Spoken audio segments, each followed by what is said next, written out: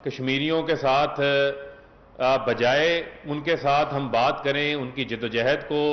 سلام پیش کریں، وہاں کے شہداؤں کو سلام پیش کریں، آپ جا کر اس وزیر اعظم کے خلاف بات کرتے ہیں جو وزیر اعظم اس ٹائم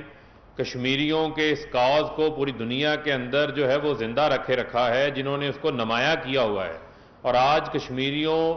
کو کے دل جو ہیں وہ پاکستان کے ساتھ دھڑکتے ہیں، اور انہیں پتہ ہے کہ اس وقت ایک ایسا لیڈر موجود ہے جو ان کے کاز کے لیے کسی صورت کمپرومائز نہیں کرے گا۔ وزیر اعظم صاحب نے کھل کے یہ کہا کہ ہم جب تک بھارت 5 اگست کے سٹیٹس کو واپس نہیں لیتا ان کے ساتھ کوئی بات نہیں ہوگی۔ وہاں ایک پرچی چیئرمین بلاول بھی گھوم رہے ہیں۔ اب مسئلہ ان کا یہ ہے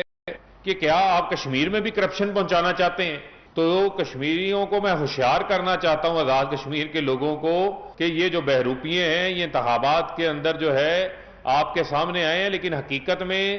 ان کے ہاتھ جو ہیں وہ کرپشن سے رنگے ہوئے ہیں۔ جس حالت میں ہمیں ملا تھا، آج ہم نے اس ملک کی اکانومی کو ٹھیک کر دیا ہے۔ جی ڈی پی 4% سے اوپر گرو کر رہی ہے، ایکسپورٹس بڑھ رہی ہے، کسان خوشحال ہو رہا ہے، آج کا جو ہمارا مزدور ہے اس کے لیے روزگار کے مواقع نئے پیدا ہو رہے ہیں، کنسٹرکشن انڈسٹری بڑی تیزی کے ساتھ چل رہی ہے، ملک کے فارن ریزروز کے اندر تاریخی اضافہ ہوا ہے، اسٹاک ایکسچینج جو ہے اوپر جا رہی ہے۔